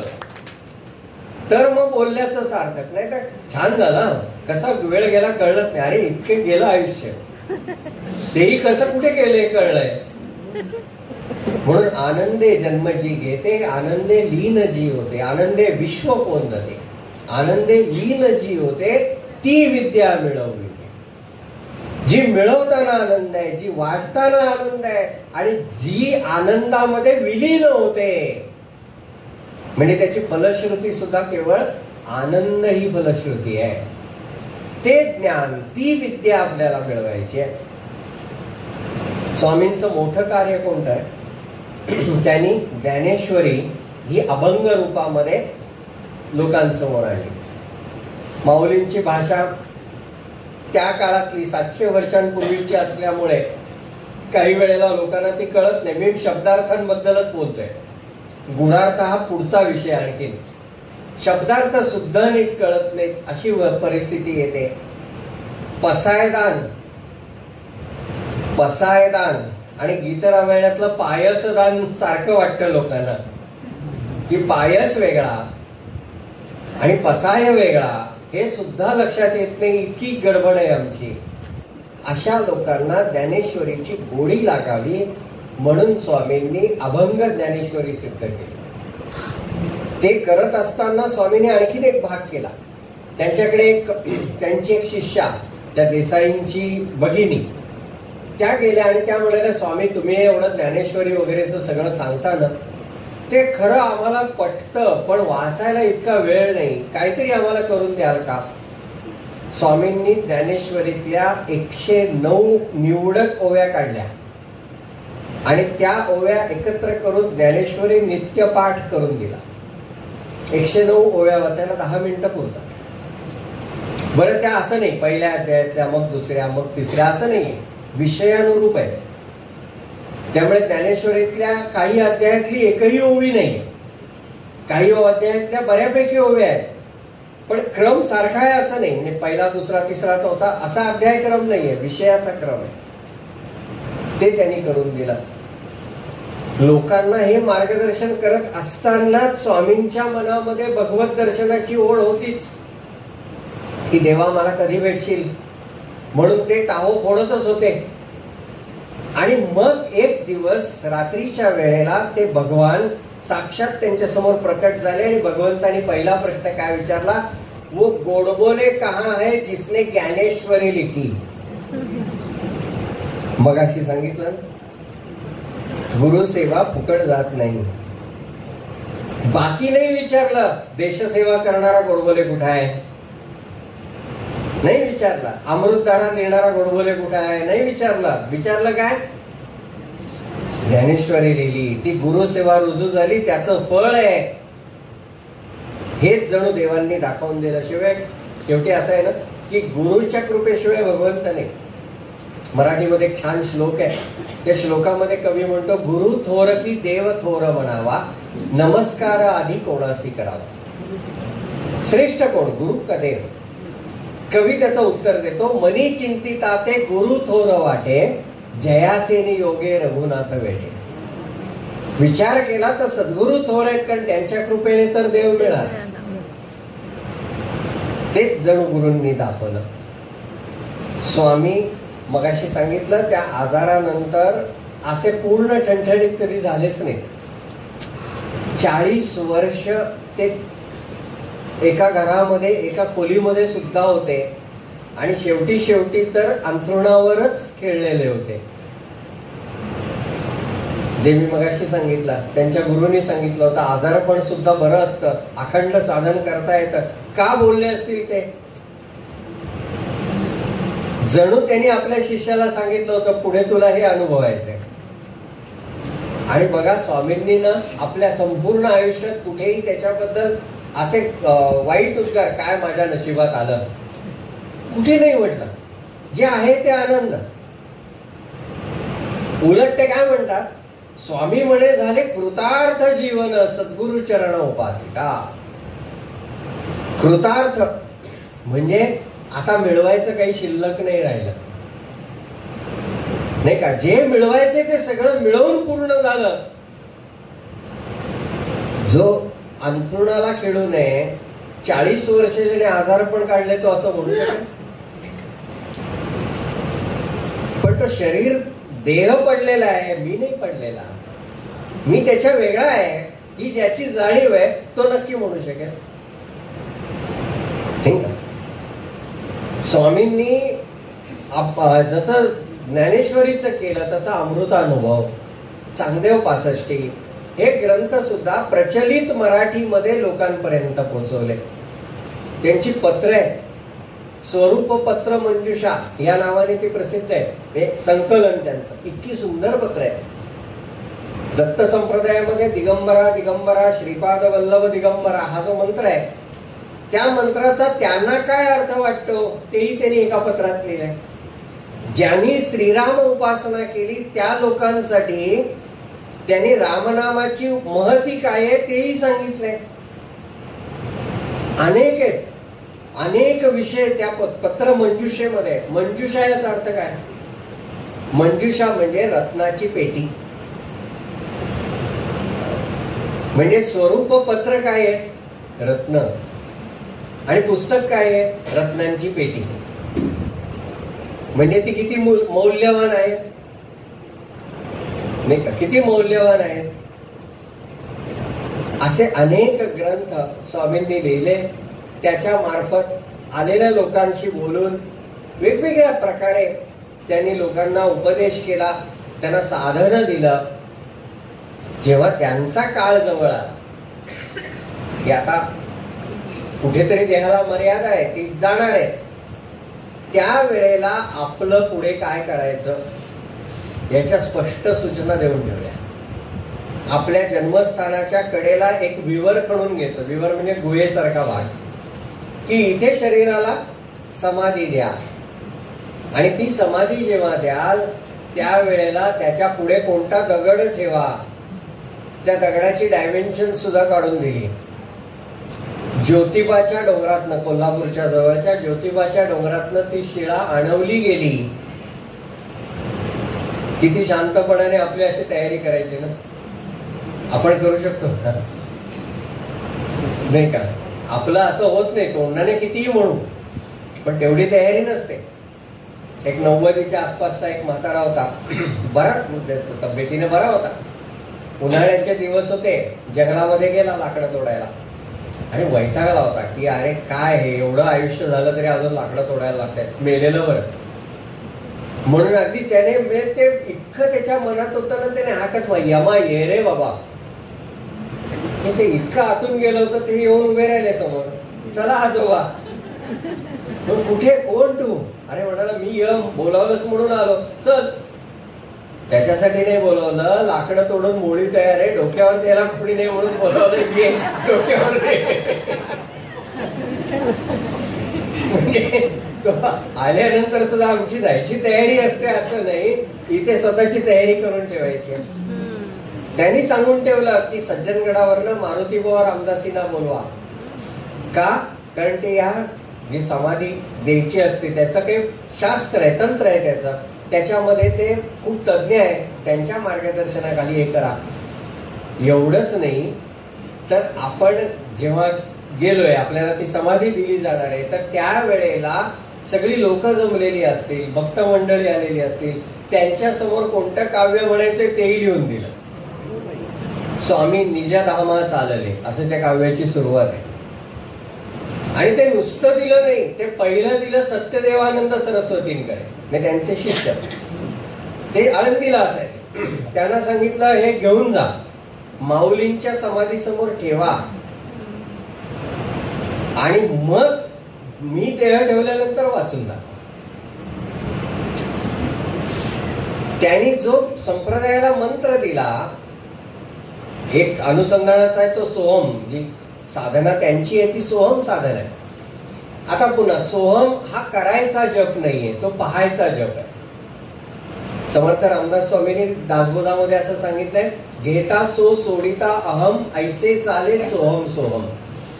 जेव्हा आपण श्वास घेतो तेव्हा तो सो असा आवाज येतो, आणि जेव्हा तो सोडतो तेव्हा त्याचा हम असा आवाज येतो, आणि असं ते सोहम चालतं. ऐसे चाले, तो माळ घेऊन सोहम सोहम नाही करायचा.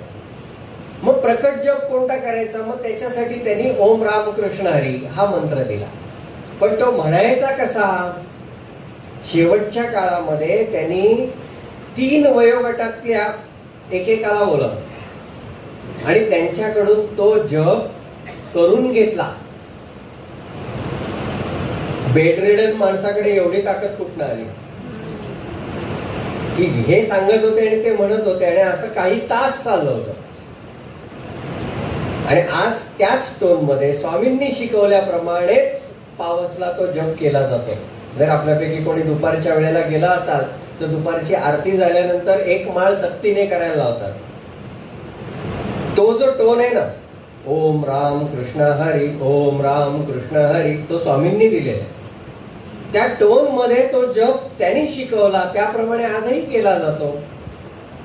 पण जे नुसते खिचडीसाठी जातात ना, ते कुरकुरतात. जपाची सक्ती का? अरे एवढ्या लांब आलास आणि तुला जर 1 माळ जप करायची बुद्धी होत नसेल तर आलास कशाला? तुझं कल्याण होईल त्याच्यात. असो, तोही विषय वेगळा, म्हणून तिकडे नाही वळत. स्वामींनी देह ठेवला तेव्हाची एक गंमत सांगतो. स्वामींच्या खोलीच्या छपरावरती म्हणजे त्या कौलावरती एक मोठं वानर येऊन बसलं. तेव्हा नळ्याची कौलं असायची, म्हणजे मंगलोरी कौलं नाही, अशी असतात तशी. तिथं आणखी नाजूक असतात. त्याच्यावरती ते वानर येऊन बसलं आणि 24 तासापेक्षा जास्त काळ एका जागी बसलं होतं. आपल्याकडे चंचल वस्तूंची यादी आहे संस्कृत सुभाषितात. त्याच्यामध्ये लक्ष्मी आहे, मन आहे, मधुकर म्हणजे भुंगा आहे, तसं मरकट पण आहे. चंचल आहे. चंचल असणारा मरकट एका जागी कसं बसलं? लोकांनी हाकलवल्यानंतर सुद्धा कडेच्या फणसाच्या झाडावर गेलं आणि परत तिथेच येऊन बसलं. आणि स्वामींनी देह सोडल्या क्षणी जे गेलं ते दिसलंच नाही. मग ते कोण होतं?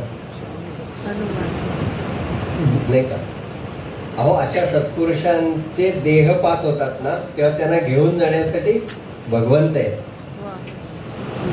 आणि म्हणून ती तिथी सुद्धा पुण्यवान असते की ज्या दिवशी या सत्पुरुषांनी देह ठेवलेला असतो. म्हणून त्याला पुण्यतिथी म्हणतात. आपल्या नुसत्याच तिथ्या. त्यांची पुण्य, कारण त्या तिथीचं पुण्य असतं, म्हणून ती तिथीही पुण्यवान होते. स्वामींनी 15 ऑगस्ट 74ला देह ठेवला. 15 ऑगस्ट आणि संत हा मुद्दामून एकदा सहज आठवून बघा, किती संतांच्या चरित्रात हा दिवस सुद्धा महत्वाचा आहे. किती जणांची जयंती आणि किती जणांची पुण्यतिथी आहे, शोधा मुद्दाम. होमवर्क खरंच शोधा. तुमच्या लक्षात येईल की बऱ्यापैकी संतांनी त्या दिवशी काहीतरी केलंय. कारण शेवटी भारत आहे ना, तोही पुण्यवंतांचा देश आहे. त्या देशासाठी या संतांनी सुद्धा काही ओतलंय आपलं पुण्य, तेच कदाचित दाखवलं असेल त्याच्यातनं. असो, स्वामी स्वरूपानंदांसारखे अनेक महात्मे या कोकणाने संपूर्ण जगाला दिले. आज गरज आहे त्या महात्म्यांचं चरित्र आणि वाङ्मय समजून घेण्याची, स्वतः समजून घेण्याची आणि लोकांपर्यंत ते पोहोचवण्याची, विशेष करून पुढच्या पिढीपर्यंत ते पोहोचवण्याची. नाहीतर काही काळानंतर फक्त त्यांची नावं कदाचित ती सुद्धा शिल्लक राहतील. त्यांचे ग्रंथ आणि अनेक, मी आता ओघामध्ये असे अनेक आठवतात. एक साठे बाबा म्हणून होऊन गेले, रत्नागिरीचेच आहे, विनायक बाबा साठे. फगर वठार नावाचा रत्नागिरीत भाग आहे, तिथले ते. या माणसांनी त्यांच्या वाङ्मयाची 3,500 पानं, छापील पानं उपलब्ध आहेत. 3,500 वाङ्मयाची पानं. आणि त्याच्यामध्ये काय आहे माहितीये की उत्सवाची सांगता ही नाटकाने करायची, संगीत नाटकाने. नांदीपासून भरत वाक्यापर्यंत नाटक, ती पद्धत जुनी. त्यांनी आपल्या उत्सवामध्ये सादर करण्यासाठी म्हणून 35 संगीत नाटकं लिहिली. कुठे माहिती आहेत आम्हाला? आम्ही अजून शाकुंतल, मानप्पन, सौभद्रा कुठे बघितले हे? असे अनेक संत आहेत, अनेक. म्हणून या संतांचा अभ्यास व्हावा एवढीच विनंती करतो. समोरच्या घड्याळात 7ला काही मिनिटं असल्याचं दिसतंय, त्यामुळे आता थांबतो. मला संधी दिली त्याबद्दल संयोजकांच्या विषयी मनापासून कृतज्ञता व्यक्त करतो. वेळ झाला तर नक्की पुन्हा येईल.